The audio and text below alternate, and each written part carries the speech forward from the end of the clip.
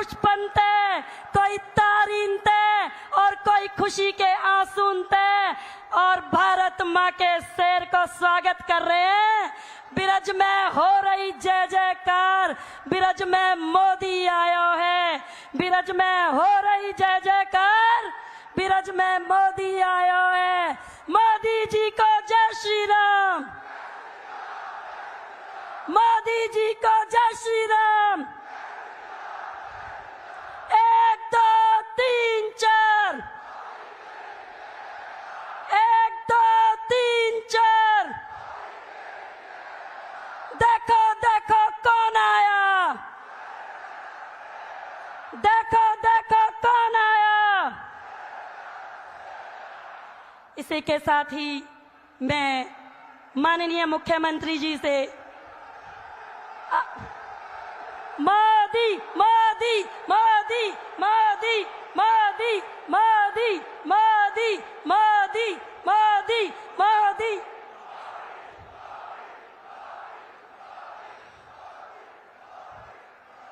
माननीय प्रधानमंत्री जी, हमारे मुख्यमंत्री जी को देखकर मुझे तो पंक्तियां याद आती हैं। यह सुख कैसा शासन का, शासन रे मानव मन का, ठीक आप ही का अनुसरण करते हुए हमारे मुख्यमंत्री जी मानव हृदयों पर राज कर रहे हैं। इसलिए मैं माननीय मुख्यमंत्री जी को आमंत्रित करती हूं कि वो आए और अपने शब्दों के द्वारा माननीय प्रधानमंत्री जी का पलवल की इस रैली में हार्दिक अभिनंदन करें, स्वागत करें। माननीय मुख्यमंत्री जी।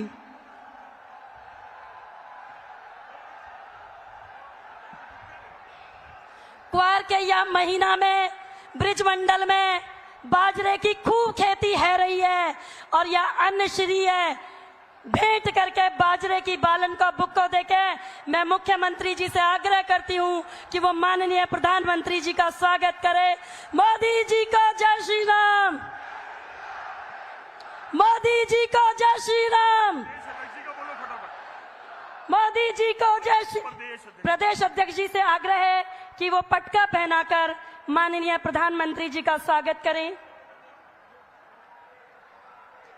माननीय प्रदेश अध्यक्ष जी पटका पहनाकर।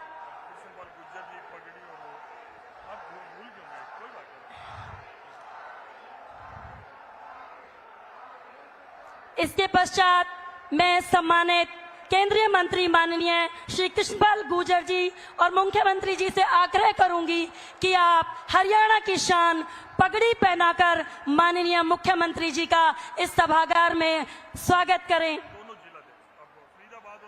फरीदाबाद के जिलाध्यक्ष श्री राजकुमार वोहरा जी और पलवल के जिलाध्यक्ष श्री चरण सिंह तेवतिया जी से भी आग्रह है कि आप कमल का फूल भेंट कर माननीय प्रधानमंत्री जी का इस सभागार में पहुंचने पर ब्रिज भूमि में हार्दिक स्वागत करें, अभिनंदन करें। माननीय मुख्यमंत्री जी।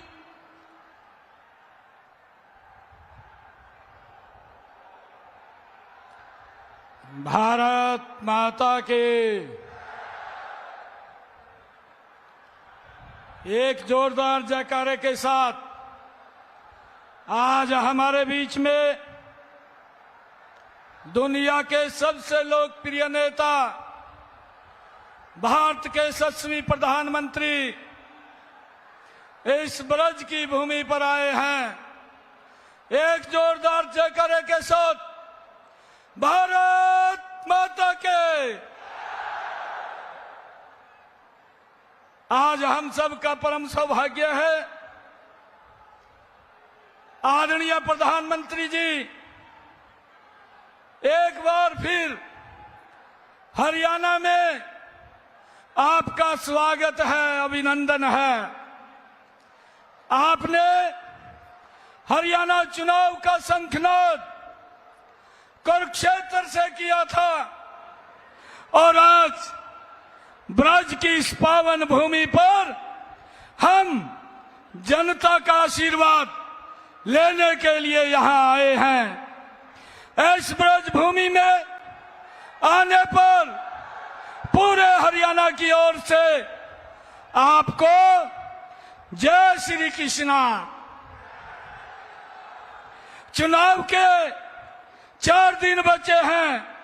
आज माननीय प्रधानमंत्री जी हमारे बीच में हैं। मैं आज आपको बताना चाहता हूं, नीति, नियत और नेतृत्व सही हो 10 सालों में क्या कुछ हो सकता है। इन 10 सालों में देश कितना मजबूत हुआ है और हरियाणा कितना आगे बढ़ा है।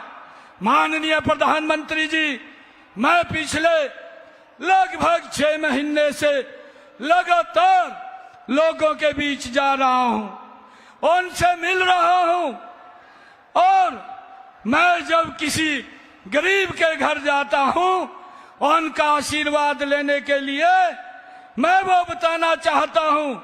मैं जैसे ही घर के अंदर जाने लगता हूं तो वहां प्रधानमंत्री आवास का बोर्ड लगा मिल जाता है। फिर अंदर जाता हूं तो पानी का नल मिलता है, शौचालय मिलता है, व्यक्ति चाय के लिए पूछता है और बनाकर ला देता है। तो बताता है कि गैस का कनेक्शन भी सरकार ने दिया है, बिजली भी उस घर में होती है। अगर कोई बीमार दुखी होता है और हाल पूछता हूं तो पता चलता है कि इलाज भी आयुष्मान से हो रहा है। माननीय प्रधानमंत्री जी, मैं उस घर से लौटकर वोट की अपील करके बाहर नहीं आता, मैं खुश होकर आता हूं।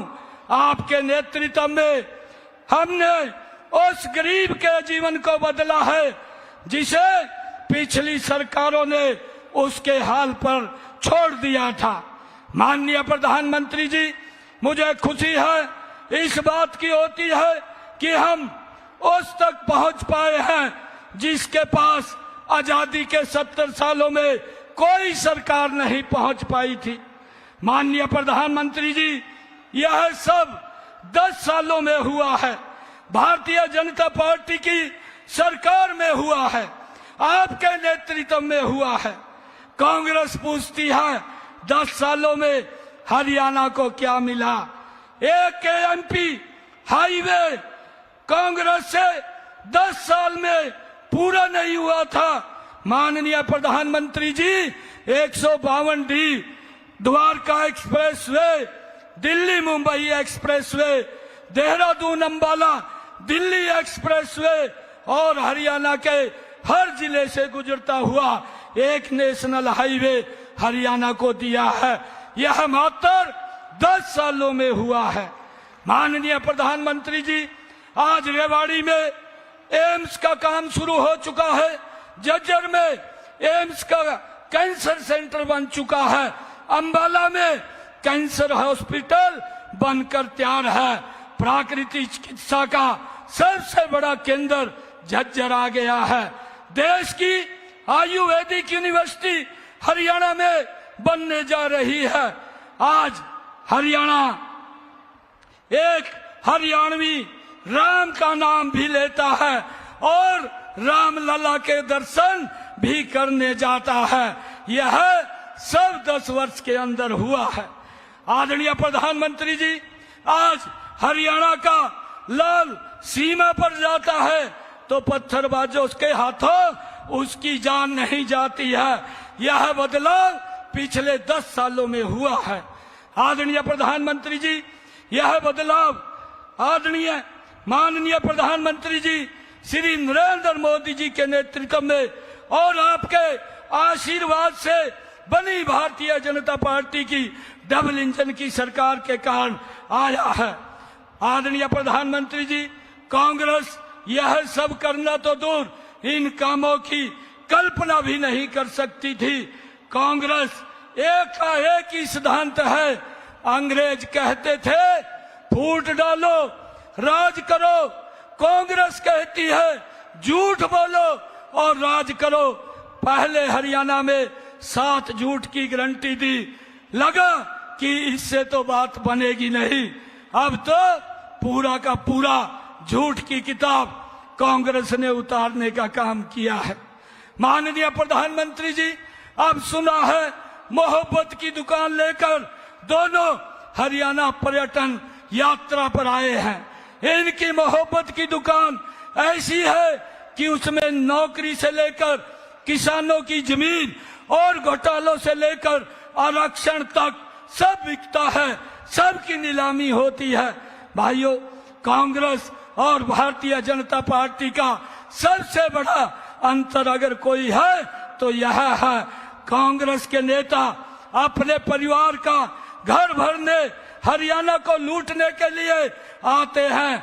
और माननीय प्रधानमंत्री जी, आप जब हरियाणा आते हैं, हरियाणा को अपना परिवार मान करके उसके लिए कुछ ना कुछ करने का आप दे करके जाते हैं।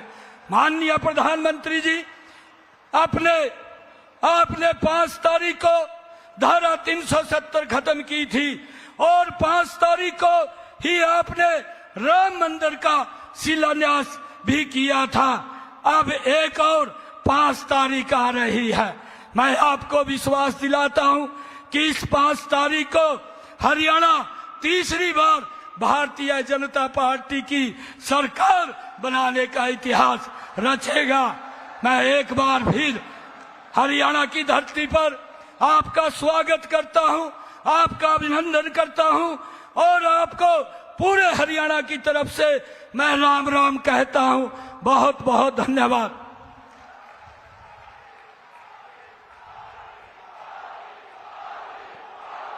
धन्यवाद मुख्यमंत्री जी। राम की सो मोदी जी, राम की सो मोदी जी, भरोसा है आपको। आपने विपक्ष के सदियों पुराने पिंजरों को तोड़कर हमारे सपनों को उड़ान दी है और इसी भरोसे के साथ मैं अपने अनवरत कर्मशील प्रधानमंत्री जी से आग्रह करती हूं कि आप आए और हमारे भीतर ऊर्जा का संचार करें। माननीय प्रधानमंत्री मोदी जी को जय श्री राम, मोदी जी को राधे श्याम। देखो देखो कौन आया। जय जय श्री राधे, जय श्री कृष्णा। सारे बुजुर्गों ने, भाई बहना ने और नौजवान ने, मेरी औरतें, राम राम जी।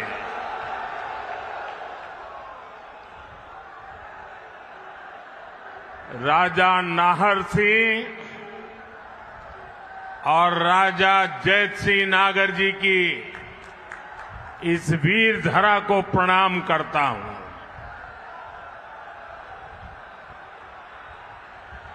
आप सभी इतनी बड़ी संख्या में हमें आशीर्वाद देने आए हैं। दूर दूर तक जहां भी मेरी नजर पहुंच रही है, लोग ही लोग हैं। उत्साह और उमंग से भरा हुआ ये दृश्य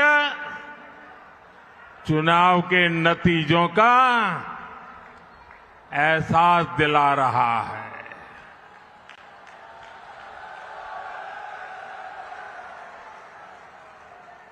आपके आशीर्वाद के लिए, आपके सहयोग के लिए हम आपके बहुत बहुत आभारी हैं। साथियों, हरियाणा में तो चुनाव अभियान चल रहा है, लेकिन आज जम्मू कश्मीर में अंतिम चरण का मतदान हो रहा है। वहां बहुत भारी संख्या में लोग लोकतंत्र के पर्व में हिस्सा ले रहे हैं। मैं जम्मू कश्मीर के सभी मतदाताओं से कहूंगा कि वे अपना वोट जरूर डालें। साथियों, मैं यहां नजर कर रहा हूं, काफी परिचित चेहरे नजर आ रहे हैं।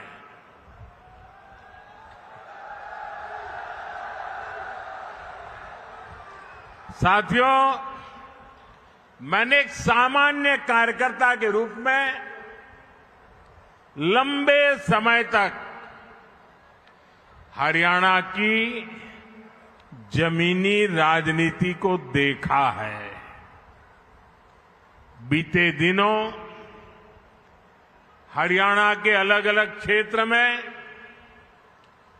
मुझे चुनाव अभियान के लिए, जनता जनार्दन के दर्शन के लिए जाने का अवसर मिला है। आज इस चुनाव की ये मेरी अंतिम सभा है और आपने भी मेरी इस चुनाव की आखिरी सभा को 4 चांद लगा दिए हैं।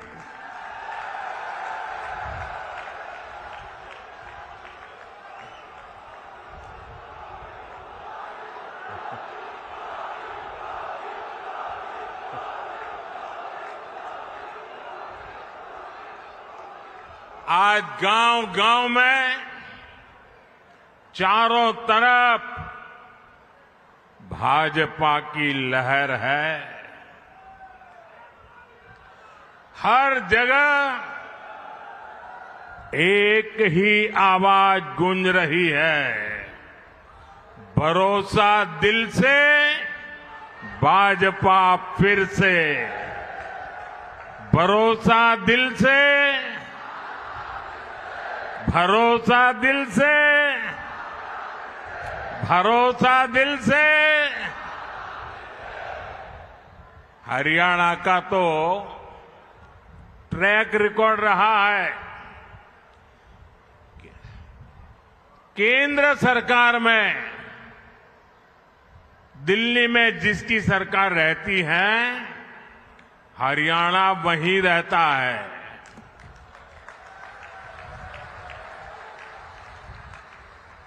आपने दिल्ली में तीसरी बार भाजपा सरकार बनाई, अब यहां तीसरी बार भाजपा सरकार बनाना आप लोगों ने तय कर लिया है।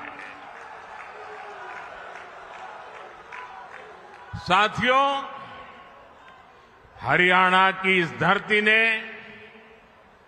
हमें गीता का संदेश दिया है।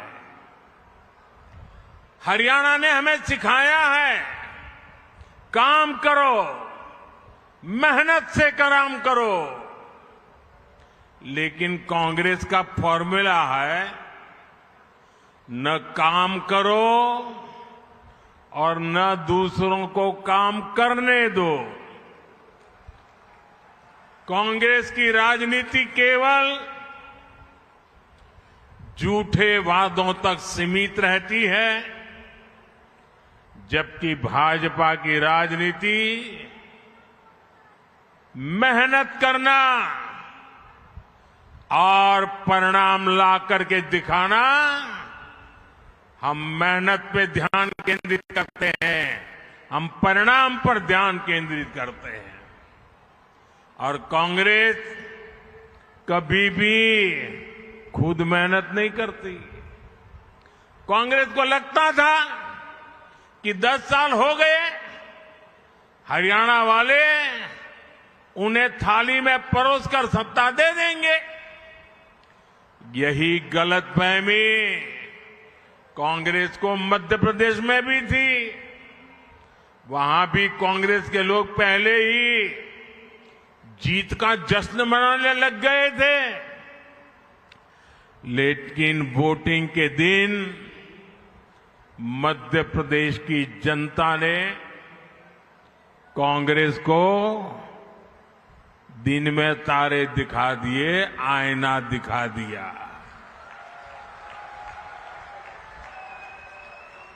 यहां आपके पड़ोस में राजस्थान है, वहां भी कांग्रेस ने किसानों और नौजवानों को भाजपा के विरुद्ध भड़काने की भारी कोशिश की थी, लेकिन हुआ क्या? कांग्रेस धड़ाम हो गई, धड़ाम।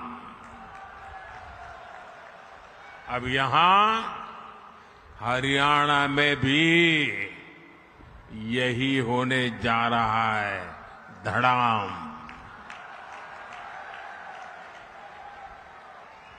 हरियाणा के लोग कांग्रेस को यहां सरकार से सैकड़ों मील दूर रखने वाले हैं।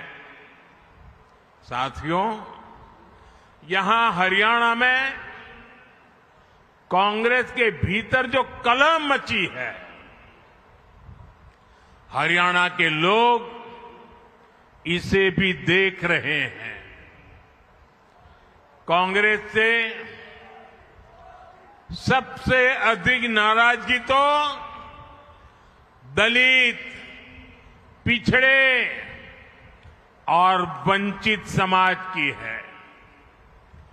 दलित समाज ने भी ठान लिया है, बापू बेटे की राजनीति को चमकाने का अब दलित मोहरा नहीं बनेंगे।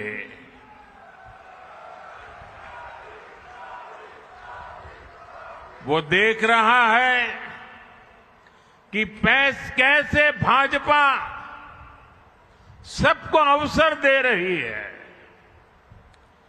हमारे मुख्यमंत्री सैनी जी बड़ी विनम्रता के साथ सबको साथ लेकर चल रहे हैं। साथियों, कांग्रेस ने 60 साल 70 साल तक देश पर राज किया। इतना मौका मिलने पर भी कांग्रेस ने देश के लोगों को तरसा कर रखा। सड़क, बिजली, पानी, शौचालय, पक्के घर, एक बहुत बड़ी आबादी मूल सुविधाओं से वंचित थी। कांग्रेस के भ्रष्टाचार का हाल ये था कि 1 रुपया अगर दिल्ली से निकलता था तो गरीब के घर तक जाते जाते 15 पैसा हो जाता था। देश पूछ रहा है, ये वो कौन सा पंजा था जो 1 रुपये को घिस घिस करके 15 पैसा बना देता था। गरीबों के हक को लूटने वाले गरीबी हटाने का नारा देते थे। कांग्रेस ने देश के लिए जरूरी हर विषय को उलझाए रखा।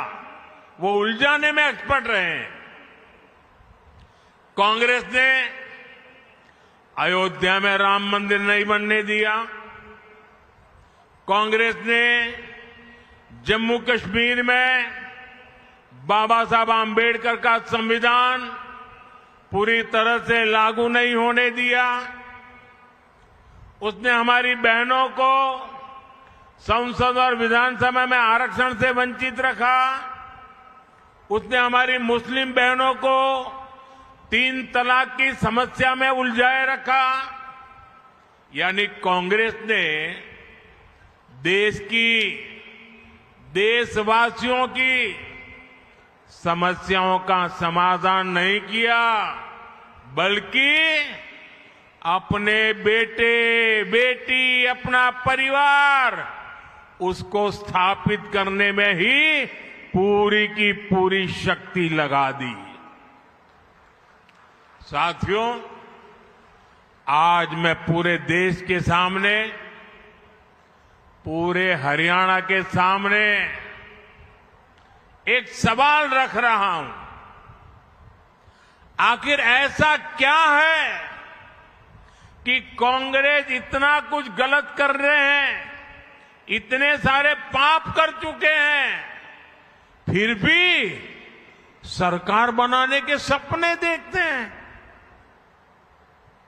मैं आपको बताता हूं कि आखिरकार कांग्रेस को ये सपने देखने की हिम्मत कहां से आती है। दरअसल कांग्रेस को लगता है कि भाजपा के समर्थकों ये सारे देशभक्ति से भरे हुए लोग हैं। ये देशभक्ति से भरे हुए लोगों का उनको भ्रमित करना, उनको तोड़ना, उसका कुछ रास्ता उनके दिमाग में चलता रहता है। बंद कमरों में कांग्रेस के नेता आप लोगों के लिए यही कहते हैं, कभी जात पात के नाम पर कहीं एक समाज को दूसरे से लड़ाकर कांग्रेस इस देश से देशभक्ति को ही चूर चूर करना चाहती है। कांग्रेस को लगता है कि देश के लोगों में एकता की भावना जितनी मजबूत होगी, कांग्रेस का जीतना उतना ही मुश्किल होना जाता है। और इसलिए कांग्रेस देशभक्तों की एकता तोड़ने के लिए नए नए प्रयोग कर रही है। लोकसभा चुनाव के दौरान उसने यही झूठ के प्रयोग किए थे। महात्मा गांधी सत्य के प्रयोग करते थे, ये झूठ के प्रयोग करते हैं। अब यहां हरियाणा में भी कांग्रेस उसका विस्तार कर रही है। साथियों, कांग्रेस को ये लगता है कि उसका अपना वोट बैंक तो पक्का है।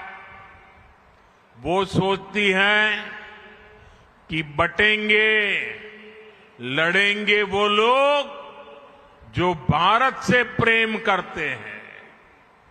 हमें कांग्रेस की सोच और साजिश को कभी भी सफल नहीं होने देना है। इसलिए हमें आज संकल्प लेना है, पूरे हरियाणा को संकल्प लेना है। जो लोग भारत को प्रेम करते हैं, वे सब के सब एकजुट रहेंगे। हम एक हैं और हम एक होकर देश के लिए वोट करेंगे। हम एकजुट होकर अपने बच्चों के भविष्य के लिए वोट करेंगे। हम एकजुट होकर अपनी बेटियों की सुरक्षा के लिए वोट करेंगे। हम एकजुट होकर बिना खर्ची पर्ची के नौकरी के लिए वोट करेंगे। हम एकजुट होकर हरियाणा में नए निवेश, नई नौकरियों के लिए वोट करेंगे। हम एकजुट होकर अच्छी सड़कों, बेहतर सिंचाई के लिए वोट करेंगे। साथियों, कांग्रेस का सिर्फ और सिर्फ एक ही एजेंडा है,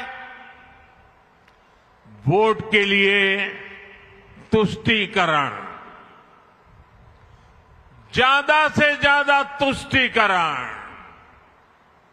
आप देखिए कांग्रेस आज क्या कर रही है।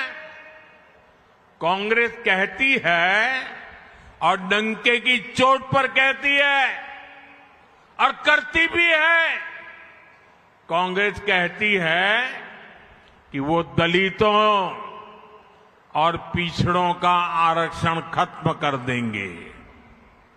कर्नाटका में इन्होंने यही तो किया है। जैसे ही कर्नाटका में कांग्रेस की सरकार बनी, इन्होंने दलितों पिछड़ों का आरक्षण छीन लिया। कांग्रेस ने दलितों पिछड़ों का आरक्षण धर्म के आधार पर अपने वोट बैंक में बांट दिया। यही कांग्रेस है जिसने अनेकों स्कूल कॉलेजों यूनिवर्सिटियों को माइनॉरिटी संस्थान घोषित कर दिया। जो पहले माइनॉरिटी नहीं थे, अच्छे खासे कानून नियम से चलते थे, लेकिन उन्होंने वोट बैंक के खातिर ऐसे हजारों संस्थाओं को माइनॉरिटी बना दिया। इनमें क्या हुआ? परिणाम ये हुआ कि पहले दलितों और पिछड़ों के बच्चों को जो दाखिला मिलता था वो बंद हो गया। ऐसी संस्थाओं में नौकरियों में जो आरक्षण था वो भी बंद हो गया। कांग्रेस ऐसे ही काम हरियाणा में भी करना चाहती है। साथियों, कांग्रेस देश की सबसे बड़ी दलित विरोधी पार्टी है।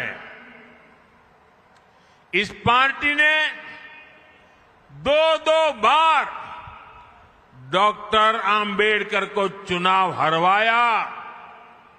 उनको डर था बाबा साहब डॉक्टर आंबेडकर जी अगर पार्लियामेंट पे आएंगे और उनकी आंखों में आंख मिलाकर सवाल पूछेंगे तो ये जवाब नहीं दे पाएंगे। इतने वो बाबा साहब से डरते थे, इसलिए दो बार उनको पार्लियामेंट में न पहुंचे, इसलिए भांति भांति के षड्यंत्र किए।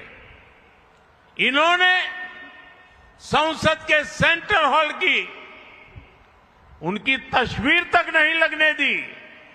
वो इतने डरते थे बाबा साहब से कि अगर संसद भवन में उनकी तस्वीर लग जाए तो भी ये कांपते थे। दलित हिंसा की सबसे ज्यादा घटनाएं कांग्रेस के राज में ही हुई है और अब तो इनका एक वीडियो भी वायरल हो रहा है। इनके एक नेता जिन्होंने मिर्चपुर कांड के समय भी दलितों के साथ बदनीयत दिखाई थी, उनके ऑफिस में कांग्रेस कार्यकर्ता डंके की चोट पर ताली लेकर के सीना तान करके कह रहे हैं कि एक दिन तो आरक्षण खत्म होगा ही। यानी कांग्रेस ने आरक्षण खत्म करने का प्लान बना लिया है और उनके लिए हरियाणा इसका टेस्ट स्टेट होने वाला है। लेकिन साथियों, जब तक बीजेपी है, जब तक मोदी है,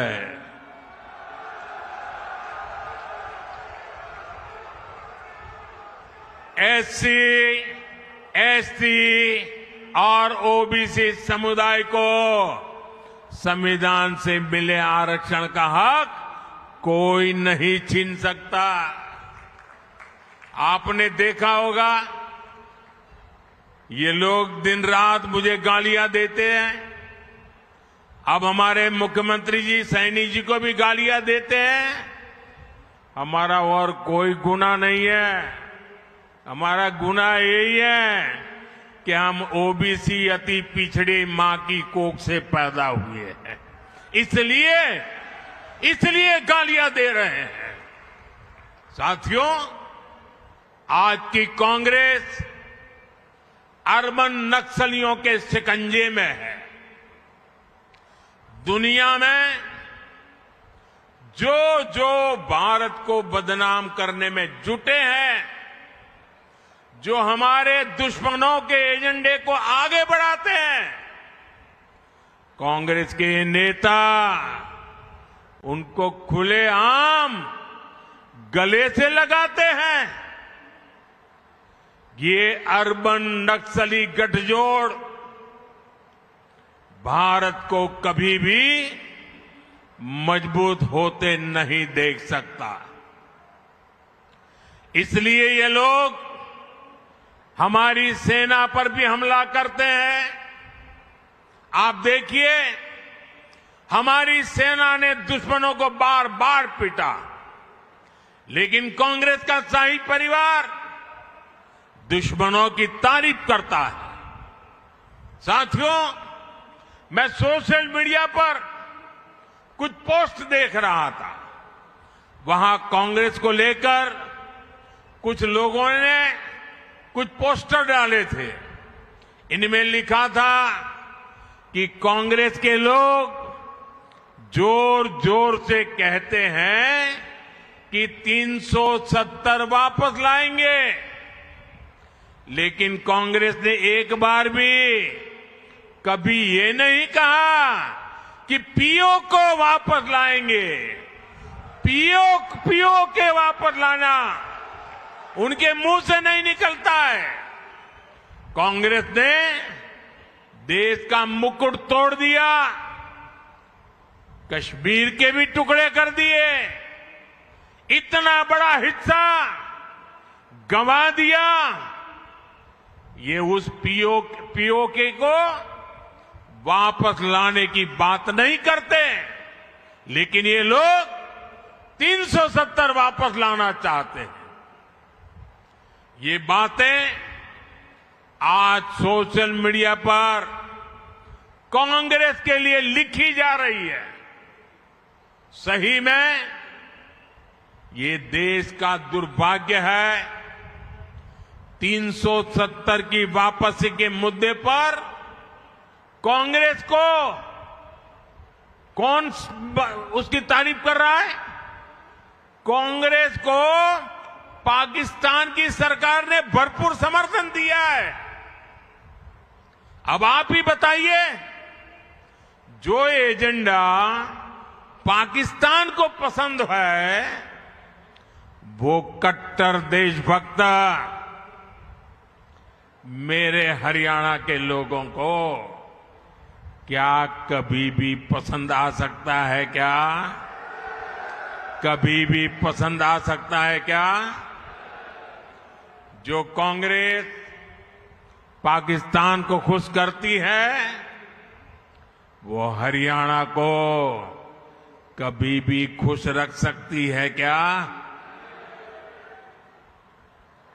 साथियों, कांग्रेस देश की सबसे बेईमान और धोखेबाज पार्टी है।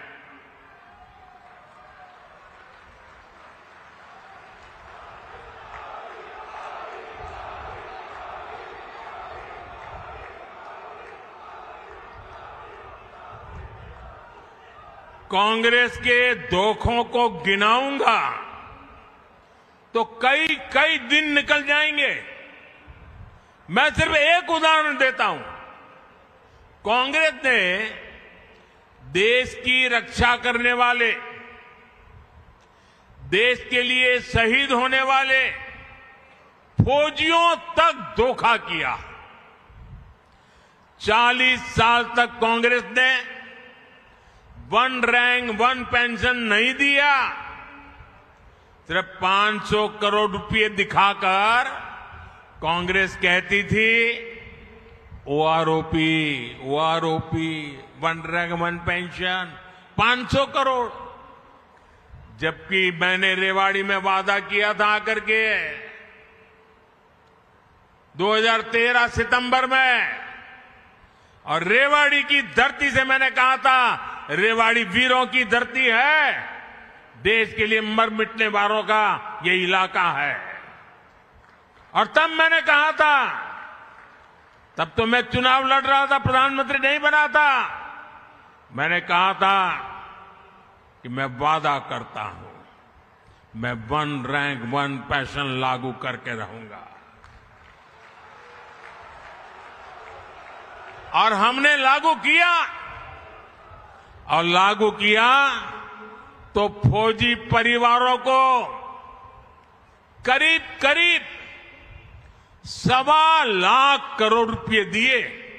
अब बताइए, जो जिस काम के लिए 1.25 लाख करोड़ रुपए लगने वाले थे, ये 500 करोड़ दिखा करके कहते थे कि ओआरओपी दे दिया। क्या ये धोखा है कि नहीं है? धोखा है कि नहीं है? ये फरेब है कि नहीं है? ये झूठ है कि नहीं है? यहां हरियाणा में भी हमारे फौजी परिवारों को 10,000 करोड़ रुपए से ज्यादा मिले हैं। मोदी के लिए फौज की प्राथमिकता सबसे बड़ी है, फौज का सम्मान सबसे बड़ा है। और कांग्रेस से हम इसकी कोई उम्मीद नहीं कर सकते। साथियों, कांग्रेस की कथनी और करनी में हमेशा फर्क रहा है। कांग्रेस ने, ये पड़ोस में हिमाचल प्रदेश है, कांग्रेस ने हिमाचल की बहनों और नौजवानों को भी ऐसा धोखा दिया है, हिमाचल कभी भी कांग्रेस को माफ नहीं करेगा। कांग्रेस ने, जैसे यहां हरियाणा में कांग्रेस वाले अनाप शनाप बोल रहे हैं ना, ऐसा ही उन्होंने हिमाचल में किया था। कांग्रेस ने वहां चुनाव जीतने के लिए कहा था कि हर महीने बहुत सारे पैसे देंगे। आज 2 साल हो चुके हैं, उन्हें कुछ नहीं मिला। कांग्रेस ने पहली कैबिनेट में ये लाखों नौकरियों पर मुहर लगाने का वादा किया था। वहां इन लोगों ने सरकारी कर्मचारियों को बड़े बड़े सपने दिखाए। आज उनको तनख्वाह भी समय पर नहीं मिल रही है। कहां तो कांग्रेस को हिमाचल के लोगों से माफी मांगनी चाहिए थी, लेकिन कांग्रेस को ठगी की लत लगी है। वो अब कांग्रेस वाले हरियाणा वालों को भी वो ठगी की लत के कारण अब झूठे झूठे वायदे बेच रहे हैं। कांग्रेस यहां हरियाणा के किसानों को तारे तोड़कर लाने की बातें कर रही है, लेकिन आप याद रखिए, जहां उसकी सरकार है, कर्नाटका में है, तेलंगाना में है, वहां इनमें से एक भी वादा लागू नहीं करते हैं। यानी कांग्रेस की नीयत में ही खोट है। साथियों, कांग्रेस हरियाणा के नौजवानों के हितों के खिलाफ है। यहां हरियाणा में भाजपा सरकार ने करीब 1.5 लाख सरकारी नौकरियां दी, और वो भी बिना खर्ची पर्ची नौकरियां दी है। हजारों कर्मचारियों को पक्का किया। लेकिन अब कांग्रेस वाले फिर वही खर्ची पर्ची सिस्टम हरियाणा में वापस लाना चाहते हैं, आप पर थोपना चाहते हैं। सरकार बनने के आसार, वो आशा छोड़ चुके हैं। दूर दूर तक कोई आसार नजर नहीं आ रहे हैं। लेकिन लूट खसूट का बंटवारा अभी से हो गया है। ये है कांग्रेस की सच्चाई। साथियों, कांग्रेस की नस नस में भ्रष्टाचार दौड़ता है। ये दलालों और दामादों की पार्टी बन गई है।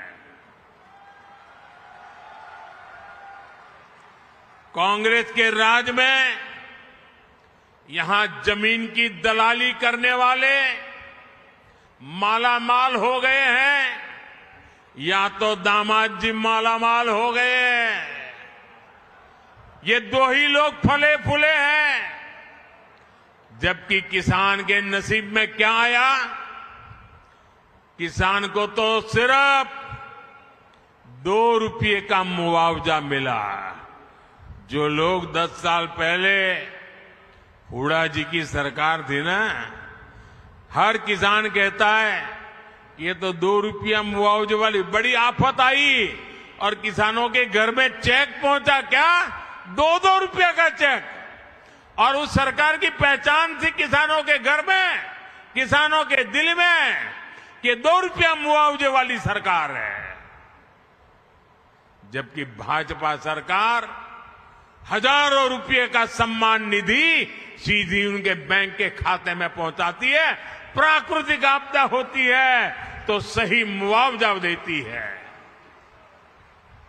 साथियों, आज कांग्रेस यहां एमएसपी को लेकर बड़ी बड़ी बातें कर रही है, लेकिन कांग्रेस की सरकार यहां सिर्फ 3-4 फसलों पर एमएसपी देती थी। वो दिन जरा याद करिए। जबकि भाजपा सरकार 24 फसलों की खरीद एमएसपी पर कर रही है। पिछले 8 सीजन में एमएसपी के रूप में यहां के लाखों किसानों को 1,10,000 करोड़ रुपए से भी अधिक मेरे किसानों के खातों में गए हैं, उनको मिले हैं। आज यहां 20 से ज्यादा फल और सब्जियों के लिए भावांतर दिया जा रहा है।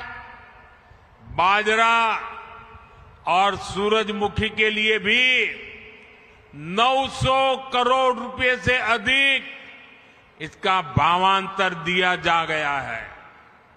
इससे हरियाणा के किसानों की बड़ी मदद हुई है। साथियों, आज मैं हरियाणा की माताओं, हमारी बहनों, हमारी बेटियों में भाजपा के प्रति सबसे अधिक उत्साह देख रहा हूं। यहां भी मैं देख रहा हूं, दूर दूर तक माताएं बहनें बैठी हुई है। हरियाणा की बेटियां आज चारों तरफ झंडे गाड़ रही है। भाजपा सरकार की हर योजना माताओं, बहनों, बेटियों में नया आत्मविश्वास पैदा कर रही है। मैं अखबार में एक बहन का इंटरव्यू पढ़ रहा था। उनको नमो ड्रोन दीदी योजना के तहत ड्रोन पायलट की ट्रेनिंग मिली है। वो बहन बताती है कि इस खरीफ सीजन में ही उन्होंने 800 एकड़ खेती पर ड्रोन से दवाई का स्प्रे किया, और इससे उनको 3 लाख रुपए की कमाई हुई। एक सीजन में हमारे गांव की किसान की बेटी ड्रोन चला करके, दवाइयां स्प्रे करके 3 लाख की कमाई करे। भाइयों बहनों, तब मन को संतोष होता है कि ये सरकार सही दिशा में काम कर रही है। जिन बहनों ने जिनके नसीब में कभी भी साइकिल या मोटरसाइकिल नहीं चलाने का सौभाग्य नहीं आया था, वो अब ड्रोन पायलट बन रही है। जो बहनें कभी सिर्फ परिवार पर आश्रित होने पर, परिवार पर ही आश्रित होकर के मजबूर रहती थी, वो आज लखपति दीदियां बनकर के परिवार का सहारा बन रही है। साथियों, भाजपा सरकार हरियाणा के विकास को, हर क्षेत्र के विकास को नई गति दे रही है। बल्लभगढ़ तक मेट्रो पहुंच चुकी है और अब पलवल भी मेट्रो से कनेक्ट होने वाला है। पलवल देश का हाईवे हब भी बन रहा है। भाजपा सरकार पूरे ब्रज क्षेत्र के विकास पर जोर दे रही है। इसका फायदा यहां के लोगों को मिलेगा। पड़ोस में जेवर अंतर्राष्ट्रीय हवाई अड्डे से भी आपको बहुत लाभ होगा। ये एरिया रेल कनेक्टिविटी का भी हब बनता जा रहा है। Palwal Sonipat orbital railway corridor हो या फिर मालगाड़ियों के लिए स्पेशल कॉरिडोर, यहां के किसानों और उद्योगों के लिए अवसर ही अवसर है। बल्लभगढ़ में कॉलेज और पृथला में स्किल यूनिवर्सिटी बनने से भी नौजवानों को सुविधा मिली है। नाहरसी क्रिकेट स्टेडियम का निर्माण भी यहां के युवाओं को बहुत मदद करने वाला है। साथियों, ये चुनाव नया इतिहास बनाने का है। ये चुनाव हरियाणा को विकास की नई बुलंदी देने का है। दिल्ली में आपका ये बेटा बैठा है।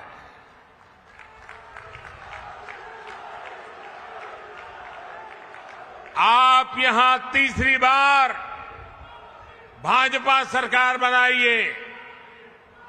मैं आज पलवल की धरती से पूरे हरियाणा के मेरे जागरूक मतदाताओं को, देशभक्त मतदाताओं को आग्रह करता हूं कि आप रिकॉर्ड वोटों से फिर एक बार भाजपा की सरकार बनाइए।